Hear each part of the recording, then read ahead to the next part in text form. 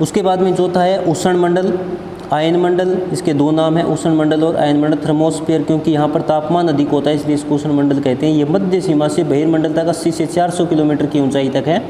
यहाँ पर चित्र में 500 लिखा है, या 500 भी लिखो 400 भी लिखो, दोनों ही ठीक है। इस परत के निचले भागों में ताप स्थिर रहता है। ऊंचाई के साथ तापमान में तीव्रता से वृद्धि, जैसे ऊपर की ओर जाती है तापमान तेजी से बढ़ने लगता है।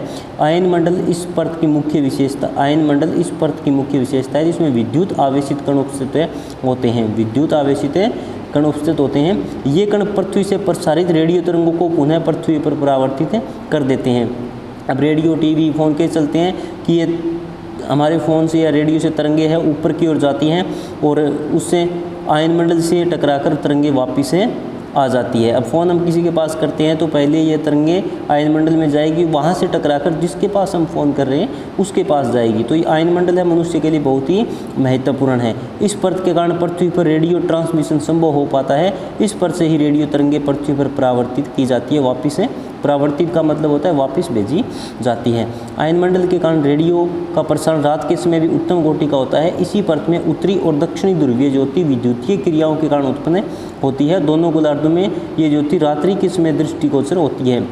दोनों गोलार्ध कौन से हैं? उत्तरी गोलार्ध और दक्षिणी गोलार्ध। दोनों गोलार्धों में उत्तरी ध्रुव के पास उत्तरी ध्रुवीय ज्योति, दक्षिण ध्रुव के पास दक्षिण ध्रुवीय ज्योति, यानी कि वहाँ पर जो ध्रुव तारे हैं वो रात में चमकते हुए प्रतीत होते हैं। इसी को कहते हैं ध्रुवीय ज्योति। बहिर्मंडल, एक्सोस्फीयर, ये वायुमंडल की सबसे ऊपरी परत है जो धीरे धीरे अंतरिक्ष में विलीन हो जाती है, मिल जाती है। ये पृथ्वी के धरातल से 750 किलोमीटर की ऊंचाई तक फैला हुआ है। इसमें वायु की पतली परत मिलती है। यहाँ पर हल्की गैस है, जैसे हीलियम और हाइड्रोजन, यहीं से अंतरिक्ष में तैरती रहती है, यानी कि हीलियम हाइड्रोजन दोनों हल्की गैसें हैं और सबसे अंत में यही दोनों गैसें मिलती है। इस मंडल में तापमान जो हमेशा 1600 डिग्री सेल्सियस से रहता है। अब आप महसूस कर सकते हो कि बहिर्मंडल में तापमान कितना रहता है, 1600 डिग्री सेल्सियस। लेकिन जैसे ही कोई अंतरिक्ष यात्री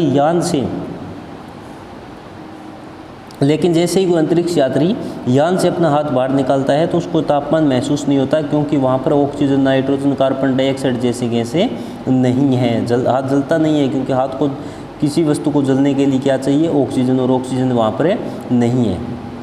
और वायुमंडल का महत्व क्या हमारे लिए कि वायुमंडल एक कंबल की भांति हमारे चारों ओर फैला है, जो सूर्य से हानिकारक किरणों से हमारी रक्षा करता है। अगर वायुमंडल ना होता तो किरणें सीधी पृथ्वी पर आती।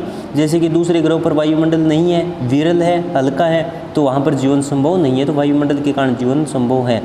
वायुमंडल पृथ्वी को गर्म रखने के लिए ग्रीन हाउस के रूप में कार्य करता है। ग्रीन हाउस या सूर्य से आने वाली किरणों को ताने देता है, लेकिन पृथ्वी से जैसे किरणें ऊपर की ओर जाती है उनको रोक लेता है, जैसे कि पृथ्वी गर्म रहती है। ये में सांस लेने के लिए वायु प्रदान करता है। वायुमंडल की उपस्थिति के कारण संचार संभव हो पाता है। श्वास लेने के लिए ऑक्सीजन जरूरत होती है। वायुमंडल की उपस्थिति के कारण संचार किससे संभव होता है? आयन मंडल के कारण।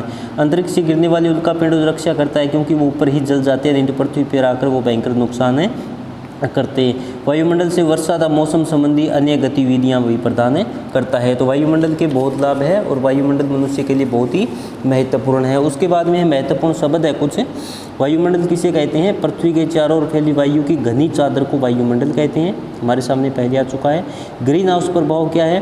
पृथ्वी के वायुमंडलीय तापमान में होने वाली लगातार वृद्धि की समस्या को ग्रीन हाउस प्रभाव कहते हैं, कि लगातार पृथ्वी को उस तापमान में वृद्धि हो रही है। ग्रीन हाउस गैसें कौन सी है? ग्रीन हाउस प्रभाव को उत्पन्न करने वाली गैसों को ग्रीन हाउस गैसें कहते हैं। दोनों अलग अलग है, ये सभी ग्रीन हाउस प्रभाव अलग है, ग्रीन हाउस गैसें अलग है। और ग्रीन हाउस पौधों के विकास के लिए निर्मित शिष्य का भवन है, वो ग्रीन हाउस कहलाता है।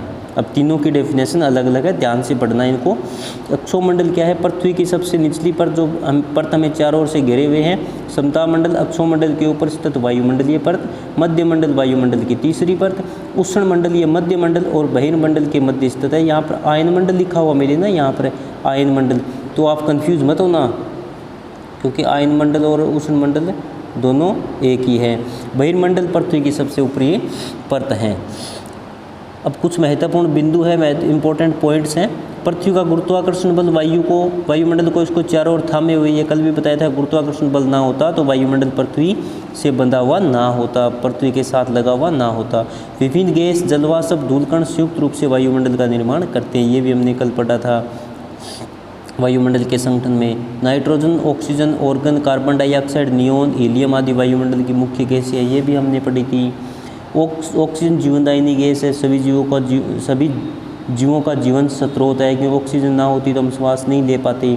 ओजोन गैस भी बहुत महत्वपूर्ण है, जो सूर्य से आने वाली हानिकारक पराबैंगनी किरणों को अवशोषित करती है। कहते हैं ओजोन ना होती तो ये किरणें पृथ्वी पर आती है और पृथ्वी पर मुख्य रूप से त्वचा कैंसर जैसी घातक बीमारियां फैल जाती है। तो ओजोन बहुत ही महत्वपूर्ण गैस है। अक्षोमंडल, समतापमंडल, मध्य मंडल, उष्ण मंडल, बहिर्मंडल, वायुमंडल की 5 परतें हैं। तो बार बार हमारे सामने वही शब्द आ रहे हैं। तो आपको ये समझ आया होगा। पहले इस चैप्टर को 3 से 4 बार आराम से पढ़ोगे, समझने की कोशिश करना। अगर आपको कोई पैराग्राफ, कोई शब्द समझ ना आए तो उसको उसकी स्नैप लेके मेरे पास सेंड करना, ताकि आपको दोबारा से समझाया जा सके। अब क्वेश्चन है, आपको सेंड कर दिए जाएंगे। अब क्वेश्चन कैसे करें, सेंड किए जाएंगे। देखो जिसमें क्या है, वायुमंडल से आप पहला क्वेश्चन अति लघु उत्तरीय। देखो वायुमंडल से आप क्या समझते हैं, तो वायुमंडल की डेफिनेशन दी गई है। तो आपको इस प्रकार से निशान लगाया हुआ मिलेगा।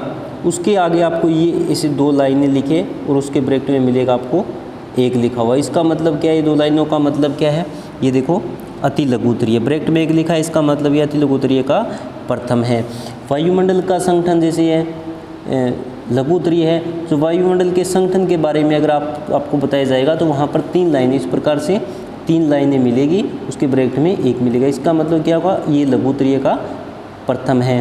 दीर्घ उत्तरीय के जहाँ पर निशान लगा हुआ मिलेगा तो इस प्रकार से आपको लिखा हुआ मिलेगा, उसके ब्रैकेट में 1 या 2 3 मिलेगा कि दीर्घ उत्तरीय प्रश्न का आंसर है।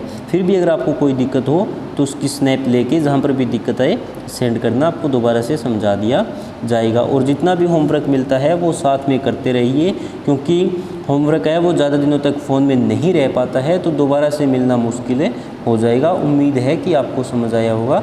Thank you.